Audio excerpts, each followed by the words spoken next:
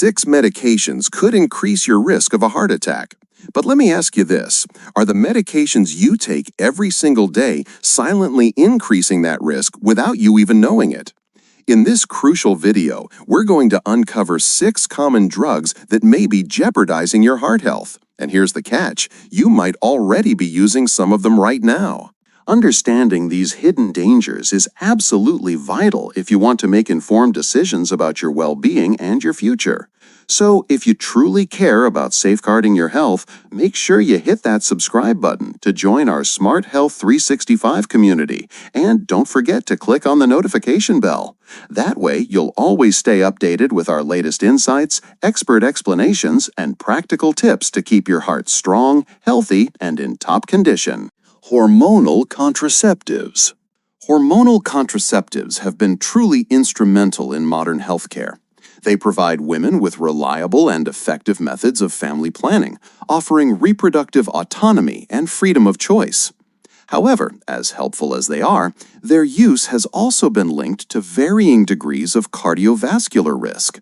And understanding these risks is absolutely essential when making informed decisions about contraceptive options. Combined hormonal contraceptives, often abbreviated as CHCs, include both estrogen and progestin. They come in different forms: pills, patches, and vaginal rings. Now here's the concerning part. Research indicates that CHCs can elevate the risk of arterial thrombotic events. That includes serious conditions such as myocardial infarction, commonly known as a heart attack, and ischemic stroke. To put this into perspective, a comprehensive study involving over 2 million Danish women between the ages of 15 and 49 found that users of estrogen-progestin combination pills experienced about a 2-fold increase in the risk of these cardiovascular events. In simpler numbers, that means 1 additional stroke for every 4,760 women and 1 additional heart attack for every 10,000 women each year. But that's not all. Non-oral CHCs, such as vaginal rings, demonstrated even higher risks. For instance, vaginal rings were linked to nearly a 3.8-fold increase in heart attack risk. The underlying mechanism here is estrogen's effect on the body's coagulation pathways. Estrogen promotes the production of clotting factors, creating a prothrombotic state, meaning the blood is more likely to clot. Over time, that dramatically increases the chances of a thrombus forming. This risk becomes even more concerning for women who already have additional risk factors, like smoking, high blood pressure, or elevated cholesterol. On the other hand, progestin-only contraceptives, whether in the form of pills, injections, implants, or intrauterine devices, IUDs, generally present a much lower cardiovascular risk compared to combined hormonal contraceptives. That same Danish study showed that progestin-only methods still carried a slightly elevated risk, but it was significantly less compared to estrogen-containing contraceptives. And most importantly, the progestin-only IUD did not show an increased risk of heart attack or stroke at all, making it one of the safest options available for women concerned about cardiovascular complications. So while hormonal contraceptives are effective and convenient, it's very important to weigh the potential cardiovascular risks, especially if you already have other contributing factors. NSAIDs. Next, let's talk about a drug category that almost everyone has used at some point: non-steroidal anti-inflammatory drugs, better known as NSAIDs. These medications are extremely common and are used to relieve pain, reduce inflammation, and lower fevers. Over-the-counter options include familiar names like ibuprofen and naproxen. But here's the truth. While they are highly effective, NSAIDs have been associated with an increased risk of cardiovascular events, including heart attacks and strokes. So, how do they work? NSAIDs reduce inflammation and pain by blocking certain enzymes in the body, specifically cyclooxygenase enzymes, also called COX-1 and COX-2. These enzymes play a key role in producing prostaglandins, which are chemical compounds that regulate inflammation, blood flow, and even clotting. But when these enzymes are blocked, the balance between blood vessel constriction and relaxation gets disrupted, and so does platelet activity, The result? A higher chance of blood clots forming, which can lead to heart attacks or strokes. This is especially concerning for people who already have existing cardiovascular conditions. The U.S. Food and Drug Administration, or FDA, has warned that the risk of heart attack or stroke from NSAID use can appear as early as the very first weeks of use, and the risk increases with higher doses and longer use. What's even more concerning is that this applies not only to prescription NSAIDs, but also to the ones you buy over the counter. A detailed review published in the European Cardiology Review also highlighted the same dangers, explaining how NSAID-induced cardiovascular side effects had been overlooked for many years. This led to a much-needed increase in awareness about their potential risks. Now, not all NSAIDs carry the same level of danger. For example, diclofenac has been associated with a particularly high risk of major vascular events, including heart attacks. On the other hand, naproxen seems to have a more favorable cardiovascular profile and is considered somewhat safer compared to other NSAIDs. Because of these potential dangers, here are some important guidelines when it comes to using NSAIDs.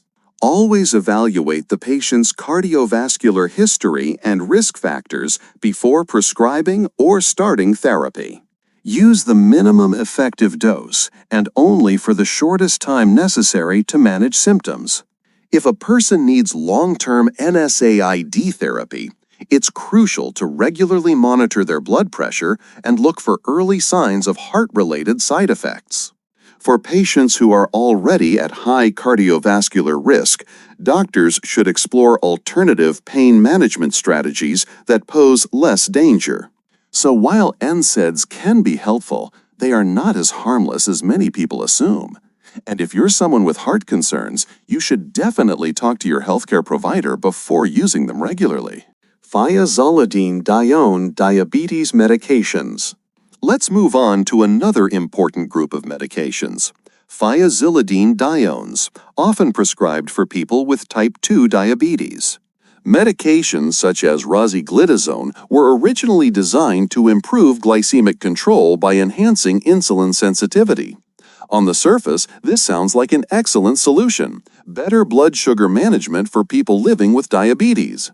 But here's the catch. Concerns about their cardiovascular safety have significantly impacted both their clinical use and their regulatory status over the years. So, how do they work? Rosiglitazone acts as a peroxisome proliferator activated receptor gamma, or PPAR gamma agonist. When PPAR gamma is activated, it changes the way certain genes involved in glucose and lipid metabolism are expressed. This process leads to increased insulin sensitivity in the body's peripheral tissues. As a result, blood glucose levels go down. But here's the problem. This same mechanism also impacts fluid balance and lipid profiles, and those changes may have serious implications for cardiovascular health. The cardiovascular safety of rosiglitazone has been a major topic of research and debate for many years. For example, a well-known meta-analysis published in the New England Journal of Medicine in 2007 suggested a 43% increase in the risk of myocardial infarction or heart attack among patients taking rosiglitazone. In addition, multiple studies have consistently linked rosiglitazone with a higher risk of heart failure. Now, not all studies agree on every point. A comprehensive meta-analysis later concluded that while rosiglitazone did not significantly increase the overall risk of heart attack or cardiovascular-related death, the risk of heart failure remained notably higher. Observational studies have shown mixed results when it comes to stroke or all-cause mortality. Some analyses suggest an elevated risk, while others find no statistically significant increase. What does this mean in practice? The controversy surrounding rosiglitazone highlights the importance of ongoing post-marketing surveillance and thorough evaluation of drug safety. Clinicians must carefully weigh the benefits of glycemic control against the potential cardiovascular risks before prescribing thiazolidinediones. In fact, today, many healthcare providers often prefer alternative diabetes medications with more favorable safety profiles, especially for patients who already have cardiovascular disease or multiple risk factors. Certain antidepressants. Now, let's talk about a different but equally important class of medications, antidepressants. These are widely prescribed for managing depressive disorders, but some of them also come with cardiovascular side effects that can't be ignored. First, we have tricyclic antidepressants, or TCAs. Examples include amitriptyline and nortriptyline. These drugs work by blocking the reuptake of key neurotransmitters like norepinephrine and serotonin, which helps improve mood. However, their pharmacological profile also affects the heart. For example, TCAs can cause a significant drop in blood pressure when standing up, a condition known as orthostatic hypotension. This can lead to dizziness, lightheadedness, and even falls. This side effect happens because TCAs block alpha-adrenergic receptors. Another major concern is that TCAs may prolong cardiac conduction. On an ECG, this shows up as increased PR, QRS, and QT intervals. These changes can predispose patients to dangerous arrhythmias, including ventricular tachycardia and fibrillation. On top of that, TCAs often cause tachycardia or a rapid heart rate due to their anticholinergic effects. This can be particularly problematic in people with pre-existing heart conditions.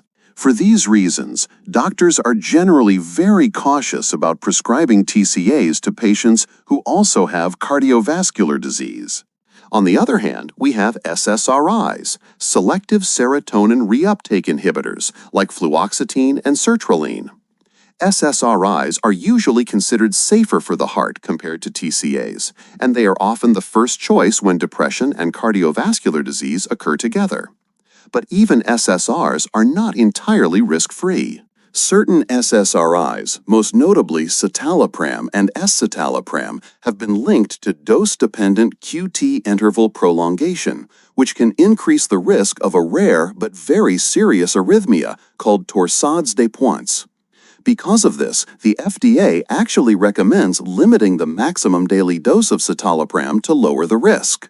While these side effects are less common than with TCAs, SSRIs can still sometimes cause orthostatic hypotension or a slow heart rate. These effects are usually mild, but they do need monitoring, especially in patients with existing cardiovascular concerns. In summary, SSRIs are generally preferred over TCAs for patients who have both depression and heart disease. But even with SSRIs, individual risk factors and possible drug interactions must always be considered before prescribing. Pseudoephedrine. Finally, let's look at a medication that almost everyone has come across at some point, pseudoephedrine. It's a common decongestant found in many over-the-counter cold and allergy medications. And while it's very effective at relieving nasal congestion, it also comes with cardiovascular risks, particularly for people with heart disease. Here's how it works. Pseudoephedrine stimulates alpha-adrenergic receptors, which causes the blood vessels in the nasal passages to constrict. This reduces swelling and makes it easier to breathe. But, and this is important, this effect isn't limited just to the nose. Pseudoephedrine can cause blood vessels to constrict throughout the entire body, which directly impacts cardiovascular function. As a result, pseudoephedrine can elevate both blood pressure and heart rate. Studies have shown that even in patients with controlled hypertension, it can still cause a modest rise in systolic blood pressure. There have also been case reports linking pseudoephedrine use to acute coronary syndromes, including heart attacks. That's because its stimulant effects increase the heart's oxygen demand, which can trigger cardiac events in susceptible individuals. Pseudoephedrine can also lead to arrhythmias, such as tachycardia. These risks are particularly concerning for people with underlying heart conditions or those taking other medications that affect heart rhythm. For this reason, anyone with hypertension or arrhythmias should consult a healthcare provider before taking medications containing pseudoephedrine. In many cases, safer alternative treatments are recommended. Even for otherwise healthy individuals, it's wise to monitor blood pressure and heart rate when using pseudoephedrine, especially if it's taken in higher doses or for extended periods. Another important point, pseudoephedrine can interact with other medications such as monoamine oxidase inhibitors, MAOIs, or beta blockers, which can make its cardiovascular effects even more dangerous.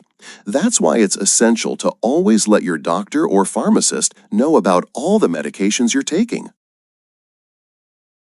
If you found this video helpful, don't forget to hit the like button. It really helps us reach more people who care about their health.